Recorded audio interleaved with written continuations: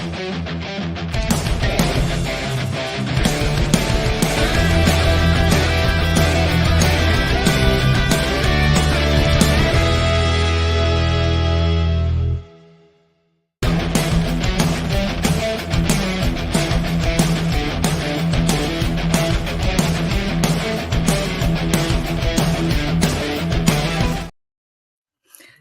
there. Welcome to It's Wrestling Time Post Show. It is Wednesday, March 20th, 2024, and tonight I will be reviewing both AEW Dynamite and AEW Rampage. Let's kick things off talking about AEW Dynamite with this I Quit match for the TNT title. It was Christian Cage versus Adam Copeland. This was the main event of tonight's Dynamite. And I have to say, this was a really good main event. If the show had to close out, this is the way to do it. Some of the spots that I liked about this was when, they were in Toronto. So, Adam Copeland went out there with, Toronto Maple Leafs colors. And, there was this one spot where they battled in the penalty box. And, Copeland took the Bruins jersey off of fan. He put it on Christian Cage. I didn't get that. I'm not a big hockey fan. I'm not a sports girl. So, it's I didn't get that reference. And then he put on a Maple Leafs jersey, and then they were just going at it, which I thought that was really, really cool. They were both Canadian, and Adam Copeland was getting the cheers while Christian Cage was getting booed here. So a couple of things, I feel like towards the end this match kind of dragged a little bit because you had Nick Wayne, Killswitch, Mother Wayne go out there. You had Daddy Magic Matt Menard and Daniel Garcia go out there, and I just felt like the ending kind of dragged a little bit. Christian Cage did say I quit. After Adam Copeland blowed him with that spike, who wouldn't say I quit after that? Good thing Christian Cage has kids, because that looked bad.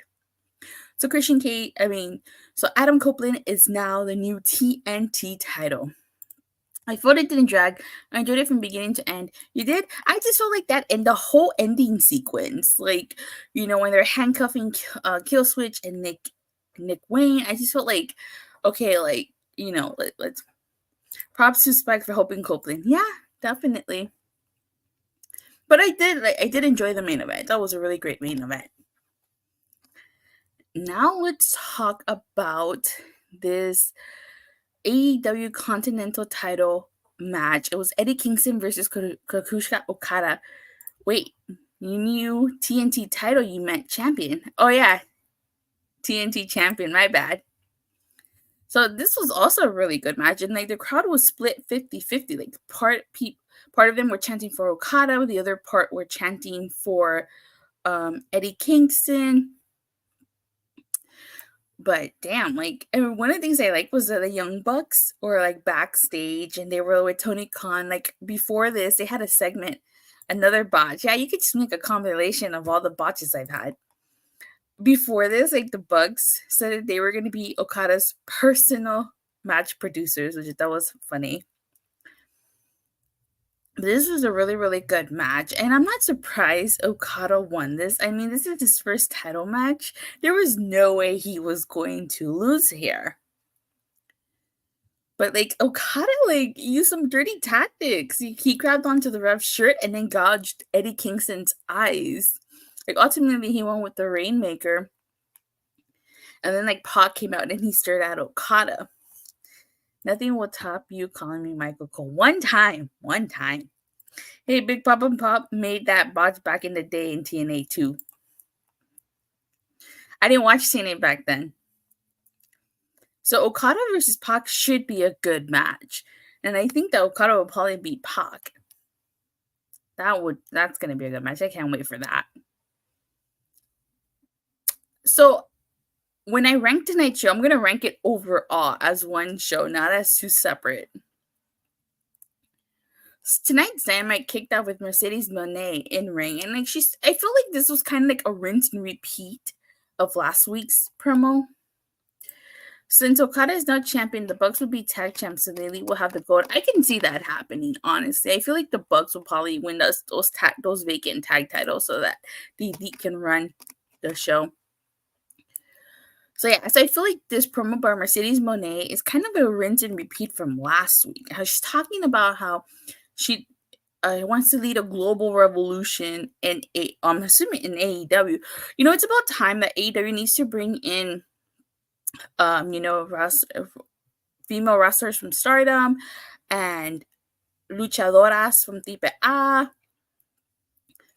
And so like I'm not surprised we haven't gotten any Joshi talent yet. It's always just been the men, no female Joshi talent here.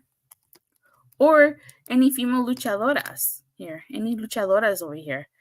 I didn't care for her promo. It was literally the same promo from last week. Exactly. It was literally the rinse and repeat here. The one thing I did like, though, is that we got a video package introducing us to Mercedes Monè. See, why is it so hard to do that? It's like you did it for Mercedes Monè. You can do it for other talent that people don't know. She literally said that if people don't know her, she put that video package together so that they can know who Monè is. Like, why can't they do that for other wrestlers? Not everybody watches New Japan Pro Wrestling. You know how many times I've been lost during Forbidden Door because I don't know how the people are? Like, I'm not saying they need to do like a weekly video package like this, but at least like give us an introduction to who these wrestlers are. You did it for Mercedes Monè, and it was a great video package. But if somebody came in and like just started watching wrestling, they don't know who Will Ospreay is. It's like, I mean, I know who he is. I met Will Ospreay this past January. But seriously, like, does it hurt to give us a video package for wrestlers that people may not know? Like, this was great. They need to do this. New Japan is not my type. Yeah, I don't really watch New Japan either. I only know some talent because, they've been involved in TNA or because of Forbidden Door, but I don't watch New Japan on a regular basis.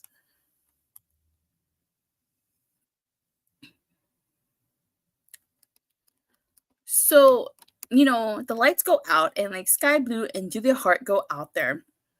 And like Kris Statlander and Willow Nightingale go out there to help Mercedes Monè. The thing I did not like about this is that when the lights came back on and Julia Hart and Skye Blue disappeared, it looked like Willow was teasing to hit Mercedes Monè with that steel chair. I don't understand what was the point of that when last week Mercedes Monè and she went to go help Willow Nightingale, and then Willow Nightingale lifted her hand. Like, I don't understand. Like, I guess they were trying to make a Mercedes the face and Willow Nightingale the heel here, but still, like, it would have been different if Mercedes teased attacking Willow, since she's the one who mentioned that they have unfinished business here. I kind of wasn't feeling that because it didn't make sense to me. Like last week, you have her raise her hand. Now this week, you're teasing. I think Willow's turning heel. I guess, but you see, if you were gonna have her start turning heel, you should have hinted at that last week. Like start doing that tease last week, but you randomly do it right now. Kind of felt like out of the blue. I'm sensing a heel turn for Willow. Probably.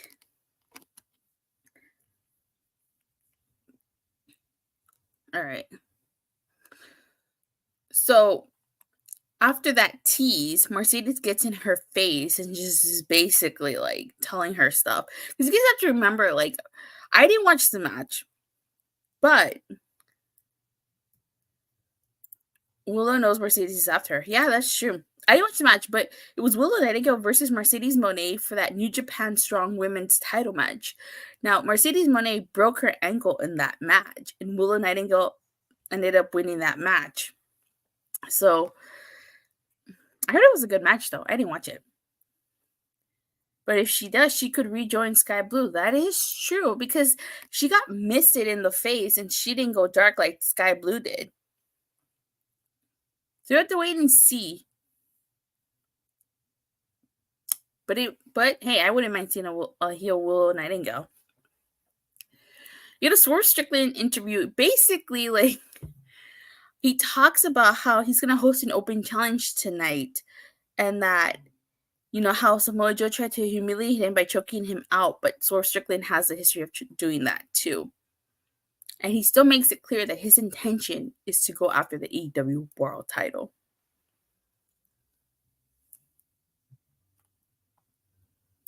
BC Brian Campbell. Watch both today in my reviews. So good ears. Thanks. Okay. So while Kris Statlander and Willow Nightingale are getting interviewed about their a street fight during Rampage, like Mercedes appears and she thanks Kris for having her back, and like, you know, Willow tries to talk to her, but Mercedes walks away. Maybe Sky Blue was weak when then Willow Nightingale, they can say it was took time for Willow Nightingale to embrace the darkness. But see, that's the thing. Like, she stopped embracing the darkness. Like, at one point she was walking around with that mist, and then they stopped. If they would have, like, if this was still going on when she had that mist thing, then I could totally see that. But it's been a long time. I think Kris is turning heel as well. I think one or the other turns heel. I don't think they're both turning heel. Or so we think, I guess. So, like, I found it funny that Stokely Hathaway tried to, like, introduce himself to Mercedes, and, like, he brings up the broken ankle. We get Hook versus Lionheart, Chris Jericho, or in Spanish, Corazón de León. And I thought this was a decent match. Like, I don't know if this was, like, a botch on Hook's part, but, like, when he took Chris Jericho down, he went down hard, and the ref checked on him. It looked like Jericho had been dropped on his head 4 times. You know, I don't know if that was intentional or not, but, like, it pretty much, I feel like, put Hook over. Like, Hook ended up winning this match. And even Chris Jericho in his interview says that he got what he wanted from Hook.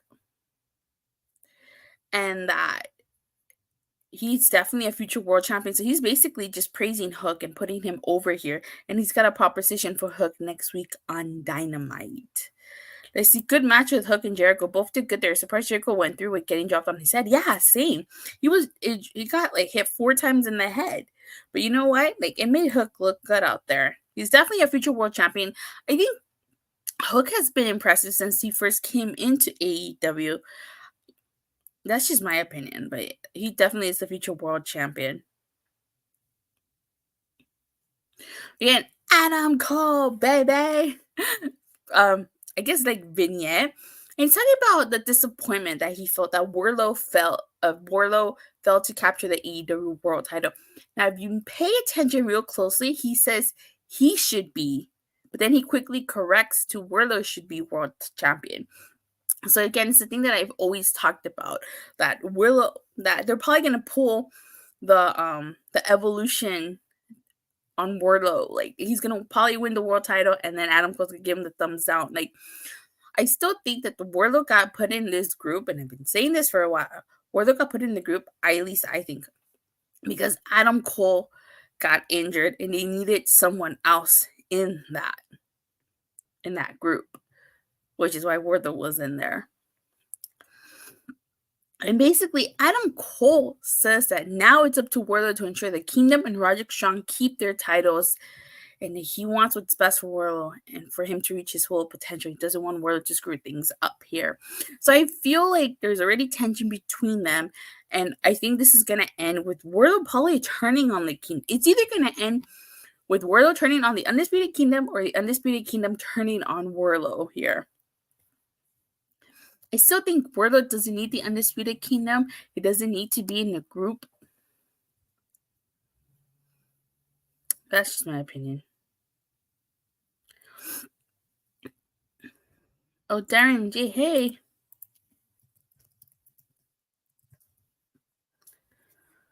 Okay. So you get a Will Ospreay in-ring promo, and like, he brings up the last time that he was in Toronto, which was when they did Forbidden Door, when he was still part of New Japan. You know, and he was IWGP United States champion. You know, that spot where like he took the Canadian flag and, you know, rubbed it on his crotch. So that's why he apologized for that. Bruv. Yeah, bruv. I also met Will Ospreay too. I met Will Ospreay and Okada on the same night. They were both really cool and really sweet. If the opportunity presents itself, I definitely would want to meet him again. And if you guys get the chance, you definitely should meet Will Ospreay and Okada. They're really nice and really sweet people.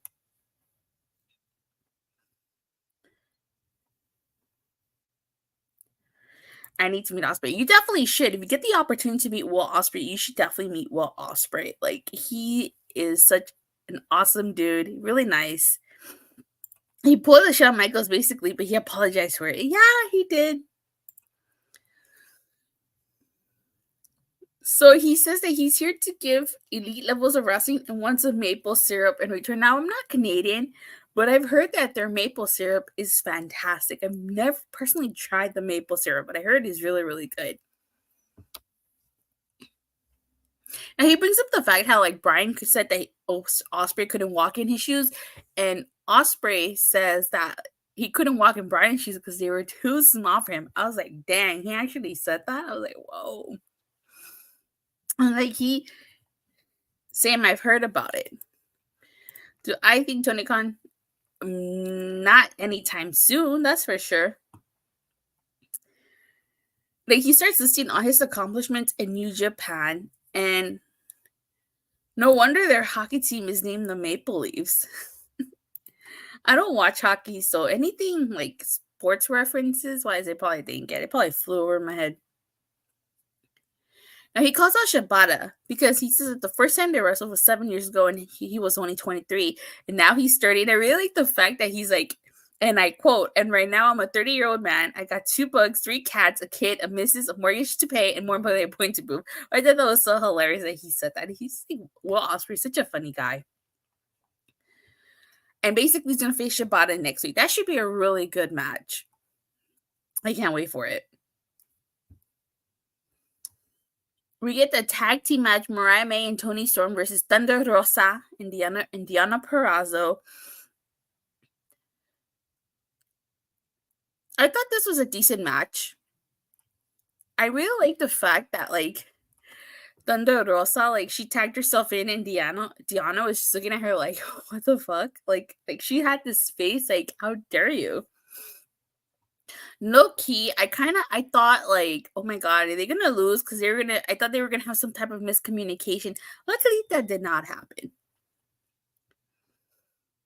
You know, Deonna Purrazzo and Thunder Rosa win, and Thunder Rosa pins Toni Storm, which is significant because Thunder Rosa never got her rematch for the AEW Women's World Title. Like, she had to relinquish that belt. She never lost it, and she was in a tag team with Toni Storm as Thunderstorm, not the Power Ranger or Dino Thunder episode Thunderstorm, you know, when Ninja Storm and Dino Thunder team up.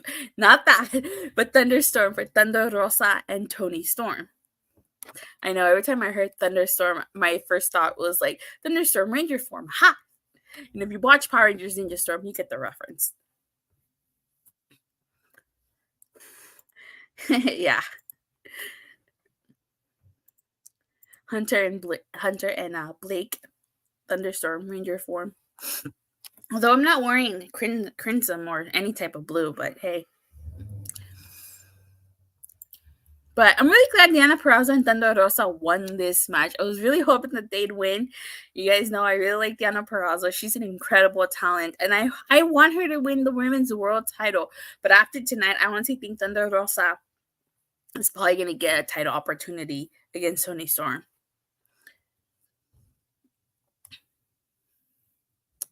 So it gets worse. Strickland versus the Butcher. This was as a result of him doing his open challenge that he mentioned earlier in the night. I wasn't a huge fan of this. This was pretty much an enhancement match. This match was all about Swerve Strickland, and he won by submission. And I believe this is the first time that he won by submission. Even commentary made note of that. And like afterwards, he basically called out Samoa Joe. And like Samoa Joe comes out. I really thought it was so hilarious that like Swerve Strickland was like, he thought about wrapping the chain around Joe's neck, but according to him, he doesn't have enough chain for Joe's big ass neck, which I thought was so hilarious. Yeah, it was the first time, right? Yeah, exactly. The whole point of this is like eventually Don Callis comes on. He brings up the fact that Konosuke Takeshita is undefeated in AEW. even though him and Swerve Strickland have the same amount of wins. So next week it's going to be Swerve Strickland versus Konosuke Takeshita. Honestly, feel that Swerve Strickland should win that match. He says, so he accepts the challenge, and then he says after he beats Takeshita, he will go after Samoa Joe again. So I do think he'll win. I think that Swerve Strickland will hand Konosuke Takeshita his first loss in AEW. And it's going to be a great match. So that's it for Dynamite. The main I did talk about the main event, which was the I Quit match. So now I'm gonna go ahead into Rampage. Actually, Rampage kind of started with the main event from Dynamite because they went over time. Great match to put Swerve Strickland in. Yeah, I agree. That was such a random match. Of all people, wasn't a huge fan of that. So Bullet Club Gold, they filmed a segment when they're in Florida. They're by this pool and stuff. And Jay White brings up the fact that he basically saved Darby Allin's life because he broke his ankle. And you guys know Darby Allin was going to go climb Mount Everest. So Jay White brings that up. And he calls himself bigger than Everest. And brings up that the guns don't need their dad anymore. So with Bullet Club Gold being the ROH 6-man champions and the Acclaimed and Daddy Ass being the trios champions, honestly, I feel like they're going to unite the titles here. And I think Bullet Club Gold are probably going to take the titles off the Acclaim. Or they might reverse it, but I think Bullet Club Gold will be the ones to take those titles. They should unify those titles. They're basically the same. And just have them defend it on Dynamite, Ring of Honor, and stuff like that. So after this, Acclaim respond. And I like the fact that Anthony Bowen says that Jay White should have listened to the internet and he should have signed elsewhere. But you guys remember there was rumor that WWE was basically after Jay White, but Jay White chose to sign to AEW. Yeah, they're basically going to unify them eventually. Yeah, and I do think that's what this feud's going to lead to them unifying those titles because they're essentially the same. And I really like the fact that the Acclaim instruct the crowd to put their scissors in the air, and it kind of looked like they flipped off Bullet Club Gold. So I was like, oh my god, did they actually just flip them off on TV and they didn't censor that? I was like, wow. But yeah, that's what this whole thing is leading to, a unification of the titles. I would be surprised if it doesn't lead to that. We get the wild card tag team match, Best Friends versus Powerhouse Hobbs and Kyle Fletcher. I thought this was a good match,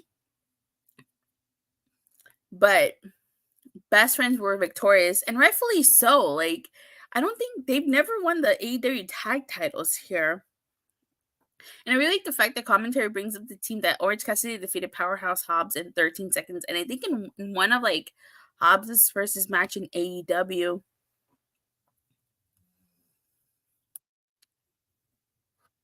But what did you guys think of this match? Were you guys surprised that Best Friends went over? Were you expecting Hobbs and Kyle Fletcher to go over? Let me know in the live chat or in the comment section down below. We get Katsuyori Shibata versus Kevin Matthews. This was also an enhancement match. I feel like this match really didn't do anything for Shibata. I was not surprised.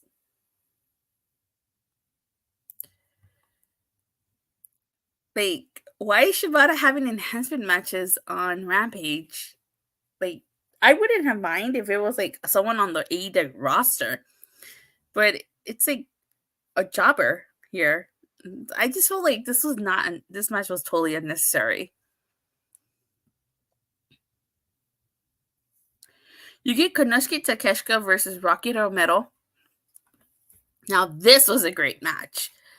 This was an awesome match. Oh my god. Konosuke Takeshita ended up defeating Rocky Romero with an elbow strike and then a Falcon Arrow. But this was a great match. That's why I cannot wait for Konosuke Takeshita versus Swerve Strickland next week. That is going to be a fantastic match. And the main event was a tag team street fight. Kris Statlander and Willow Nightingale versus Skye Blue and Julia Hart. Orange Cassidy kind of reminds me of R-Truth, just a comical wrestler who I don't care for, but the guy, but if it changes it up, maybe I'll give another chance. I've said that before. I've said Orange Cassidy, R-Truth, and I guess Johnny Swinger. I don't know if he's still with TNA, but like if he is, the three of them are like the best at what they do, being comedic wrestlers. You know, Orange Cassidy is amazing in comedy. R-Truth is amazing in comedy.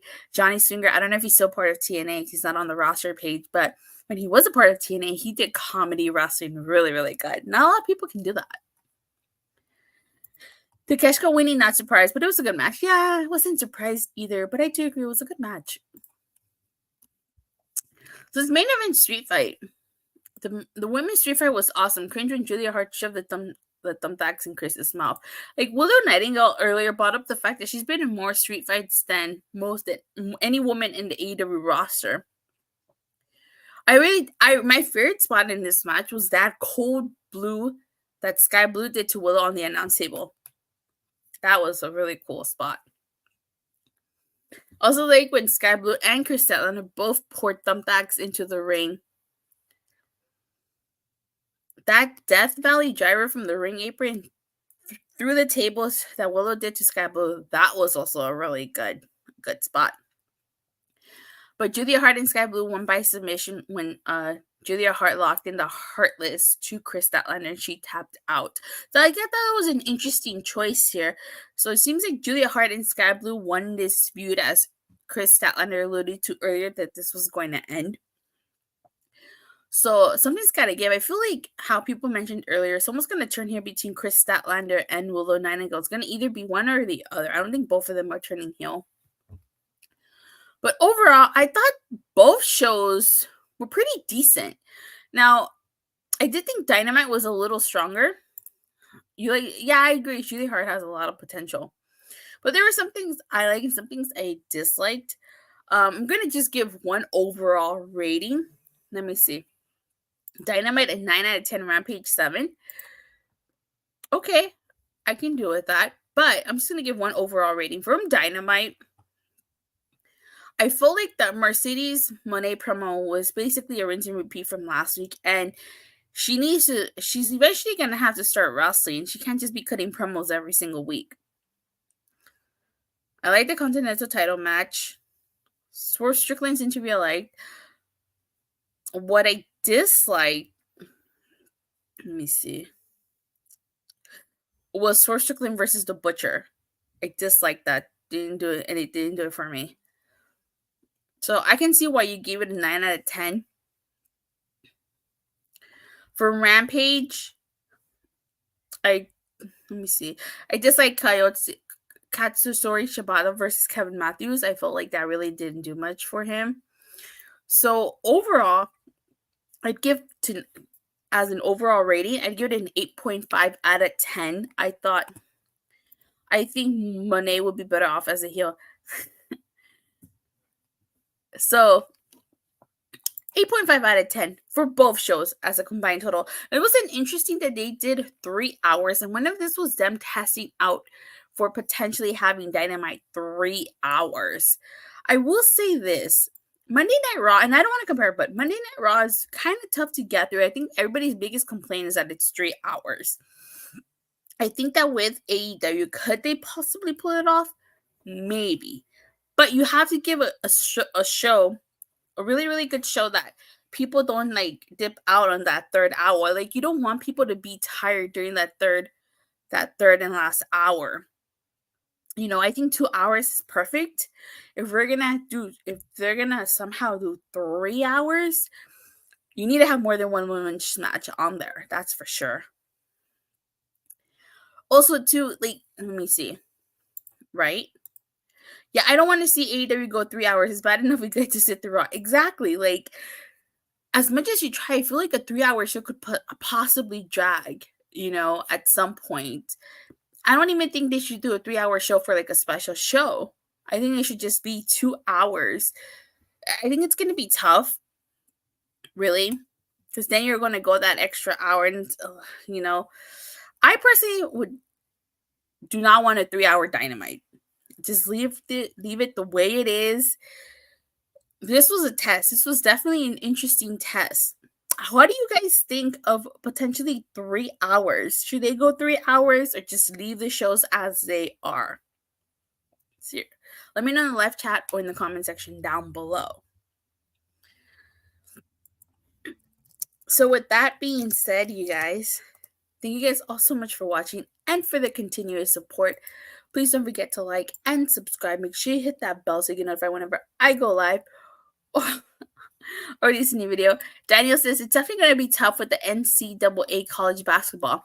That is exactly true. Like, if they add a 3rd hour, what happens when they have what happens when it's like sports season and stuff like that? So I have to wait and see. All right, as far as tomorrow is concerned, if you guys like TNA wrestling, me and Britt will be reviewing TNA Impact over on Body Slam. And then on Friday, I'll be here to do the Friday night SmackDown review. Leave it at 2 and just do better at timing the matches. Yeah, exactly. Just do 2 hours. You don't need to go 3 hours. All right, so I'll see you guys. If I don't see you guys tomorrow over on Body Slam for TNA Impact, I'll see you guys here Friday after SmackDown. Bye.